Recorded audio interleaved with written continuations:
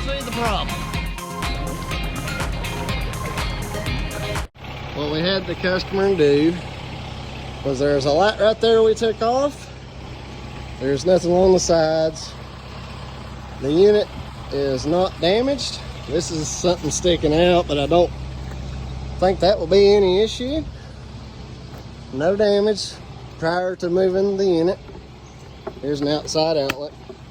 The wheels and tires are intact. Not damaged in any way. Again, this video is prior to the move. Everything is intact.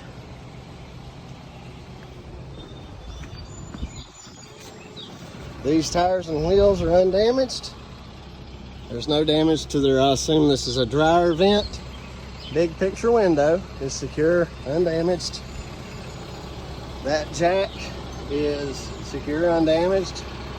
That one looks like it may have been warped back just a little bit. But once they go to level it again, I think it'll, yeah, that's just got a little play in it. Let's go back here. We had to bust that block because even though we let the jack all the way up, it wasn't clearing. We could have pulled the jack over here, but that block was already cracked partially. So what we did was put those blocks under there, so when we let that down, they were resting on that before we busted that block. This is their power here. We're gonna pull that out. Come on. It's like a 50 amp plug. We'll take that and put it inside the unit for secure reasons. Yes, ma'am. I was getting ready to come get you to have you do the same thing. I'll definitely document anything that's sticking out, because if something is going to get damaged, okay, that'll probably be it. Okay. But he took that light down up there. Mm-hmm. This is in far enough. That's not going to be an issue. Yeah, we should lock that up. Woo! Oh my God! Freak him out, wasn't it?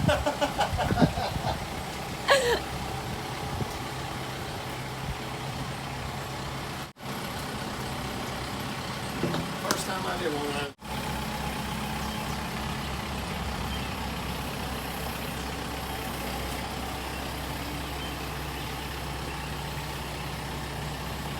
Okay, so we successfully got it off its jack stands, its blocks, pulled forward.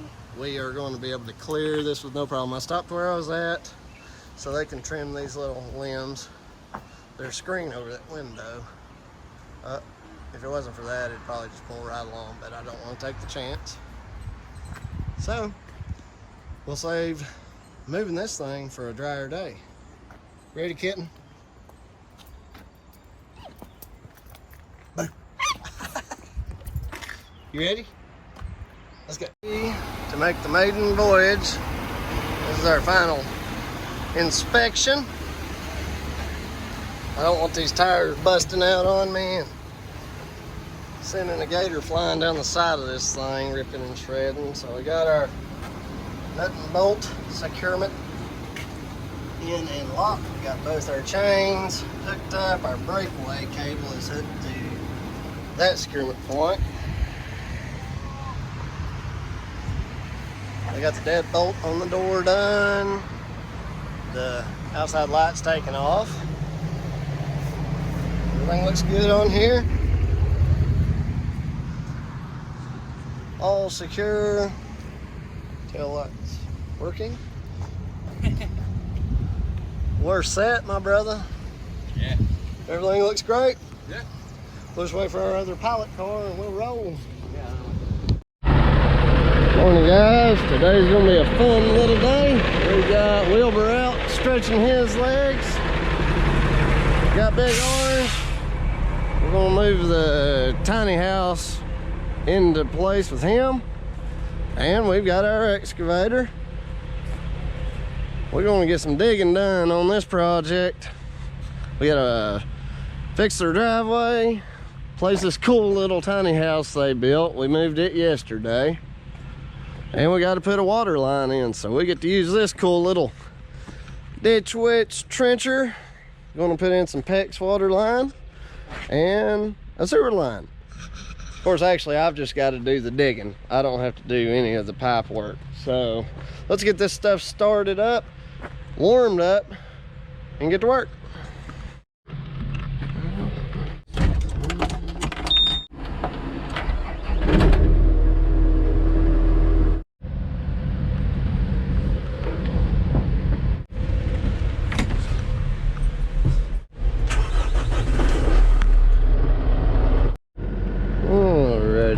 This has already been started today, so let's just see if it'll start it.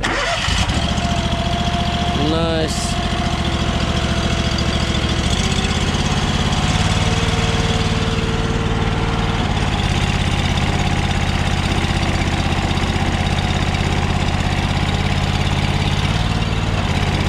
Move this thing and get it out of the way so we can hook up to that trailer and move it.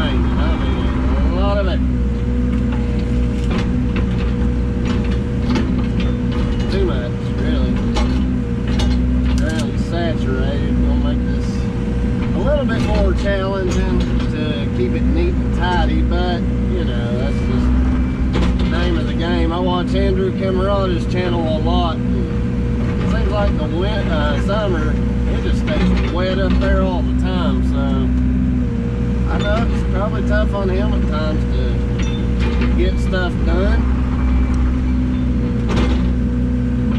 but he seems to know just how to work in those wet conditions. Along this road, I'm gonna cut that water line right along this road, so I'm gonna try to cut it along the edge. I think. I'm thinking that's how I'm gonna do this. I was gonna run it right up the middle, but I'm not really liking the idea of that necessarily right now. All of this wood together in a nice little spot for them to do with what they want when they want. Of course, I'd miss one blame stick. That'll do.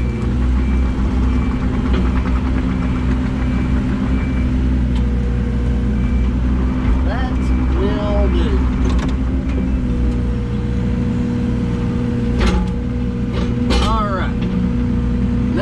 We can park this thing over to the side and start getting that tiny house moved in.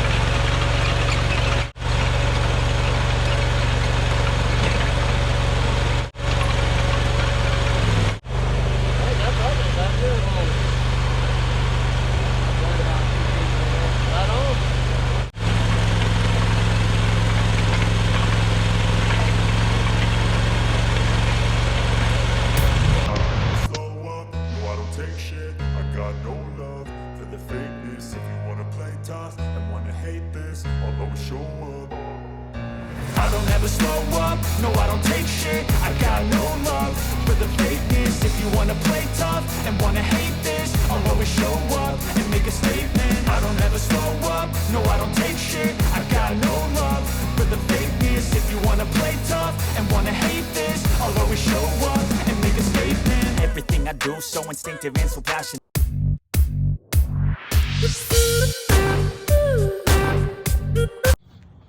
Alright, that was fun. First time I ran a trencher, believe it or not. Got our trenches all cut in between 2 and 3 feet. And it's got like a little auger thing that pushes the dirt off to one side. It's a lot more efficient than digging with the excavator. There's their old sewer line that we had to cut through. Now I started out through here, go through there, but I hit rock. Like from there, right there, all the way to where I cut. I was only getting that deep. It's hard. So it worked out good anyway, because now we've made our turn and just went down through here. I will probably have to bring some additional dirt because I hit some hard ground right here, and I really didn't want to cut the big roots of these trees because they're wanting to keep them. So what I will do is once we get the line in and covered up, I'm going to bring some fill dirt from up there in that little pile and just cover this ground a little bit more. I believe our frost line is 18 inches is a safe place where they usually want these water lines. So that trencher is cool. That was a fun little deal. Got it all cut in, got their tiny house put in place. We cut right here because their little water line comes in right there. So it's gonna be right here on this corner. Here's their existing septic that they're gonna tie into. And I was able to just cut from where the septic's gonna come out of the house. And it's just gonna run down here. They're gonna tie in right here to the existing septic pipe. And then next step will be to do them, or just road bond, like a gravel pad to park that guy on. I'll put it on there, and then we'll finish the project. Of course, after we cover up the trench and pack it in, I'm gonna make them a nice little circle driveway that goes around that tree out through here. So it's gonna be fun. We'll see you guys on the next part. All right, we just parked Wilbur, grabbed up Orville here, even though he's in need of an oil change. We're gonna use this one to go get us a load of road bond. And hopefully the rain holds out, we can run down to our job site and cover up the new water line and the new section of septic. And then I can get to finishing up on what I've got to do. So I just stopped by the house, get me a caramel macchiato iced coffee. There's the quarry talking. So I try to be as helpful to you guys and informative as I can be on this channel. And if you're in this business long at all, especially if you run the dump truck yourself or you even own dump trucks, you're going to end up with a CB radio in it, which is a citizens band radio. I don't know when they got started. I know they got popular, I guess, in the 70s on with truckers. Made it easy to communicate from one truck to the other, and truckers who were out on the road for weeks at a time could, you know, socialize on them before cell phones got popular. So to keep it short, the helpful part of this is I've always liked the Cobra 29 LTD Classic CB radio. I've had several of them. You can have them worked on and turned up to where you can talk a lot farther. But basically, in our industry, it's used mostly to communicate between the truck and the loader operators in the quarry. Or if you've got excavator operators, they can have them in those, you know, when you're on the job site. It's just quick, easy communication, and it's a push-to-talk system. This is your standard mic that comes with the Cobra radio. It works fine, it works good, but I have found that they really don't last that long. This is a 4-pin mic, which has 4 pins that go into the plug, and most of the time, if your CB is acting up, especially if people can hear you talking, but you see the needle move on the front of the CB, it'll key up, and you know somebody's talking, but you can't hear them. Most of the time, it's actually something wrong with your mic. So you just take the standard mic off, throw it away. There are a bunch of aftermarket mics. The one that I like the most is this one right here. It's made by Road King. It's an RK56 mic, and I just like it. It fits perfect in your hand. The little button that you use to key up to talk to people is handy, and it's a small little microphone compared to the standard one and some other mics. Some people want that great big mic, but if you have a gear keeper, which is like a little zip cord that holds your mic up out of the way, even when this mic is suspended like this, it doesn't take up much of your field of vision. So again, the RK56 mic, Telex, I guess that might be the company that actually makes it. I love the RK56, and you can talk on it. From my experience, people just, you sound clear through it. Now there's another one that's Static, I think is the name of it. People really like that mic, but it's aggravating when you've got a radio and all of a sudden you can't communicate with your loader operators. So I would start there. Before you go and buy a brand new radio, try a different mic, and most of the time that fixes your issues. So just a little bit of info. As I run into problems, I'm going to tell you guys about them, and it's a lot of times stuff that you don't even think about could be an issue. And that's the same mic I've had for a long time. I've had that mic for years, and it's still working great. So catch up to speed on where we're at on the project. I'm right now just pulling into the quarry in Orville. We're going to get a load of road bond, and we're going to haul it back down to the job site. We're going to go ahead and fill in the trenches, and then we're going to get started on the pad for the tiny house. It's like a fog back here. I thought the sky would have run out of rain by now, but it's still trying. I guess about 8 tons.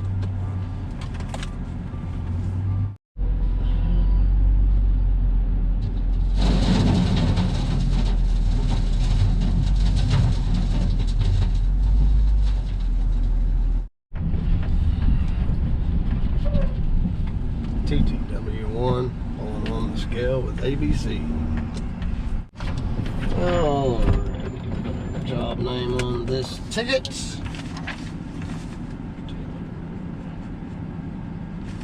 So we've got 7.5 tons. They loaded me about a half ton light, and that's okay. They usually do. So if I wanted like 8 tons, I normally would tell them I want 9. It's kind of hard for them to get the exact right amount on these little short single axles because the truck is a lot shorter than the bucket on the loader. So we've got 7.5 tons, and that will work out just fine for me, especially since, you know, I'm a little bit overdue for an oil change. It's about a week before they can get to me. It's one reason I was driving Wilbur, kind of just keeping the miles off this one until I can get the oil change. So run a little bit light will be easier on the engine, and that's good since oil's getting pretty well used.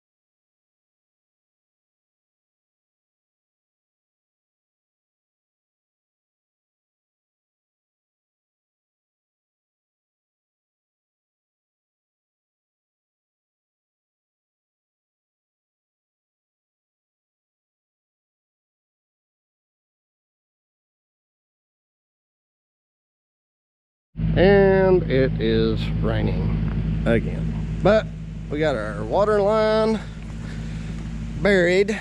Got the septic buried. Got the little down pipe for the septic there. Got our water connection there. Now, I just need things to dry up. Just needs to dry up. Alright. I got everything pretty well buried. I'm just going to do some quick scratching around here. Level the ground up as best I can. And then we're just going to leave this to dry out, I think. Really just not what when doing it's really wet like this.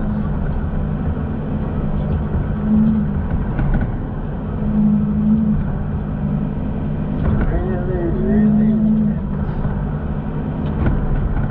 wet and nasty.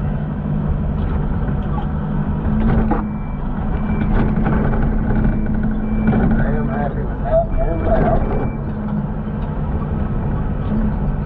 And one part that we do have to grab a little bit of extra dirt to make it just a touch deeper. Otherwise the line might freeze. So, around here, 18 inches. That's the magic number for it not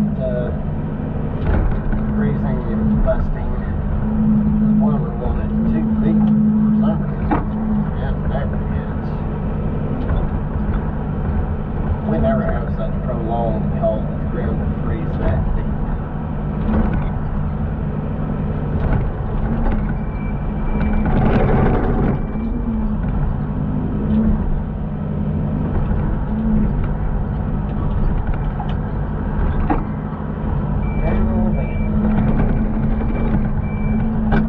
Leave this off right quick.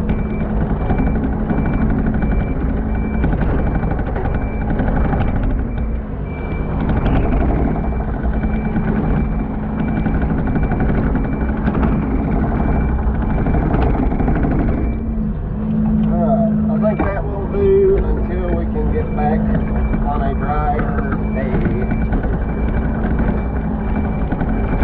In my opinion.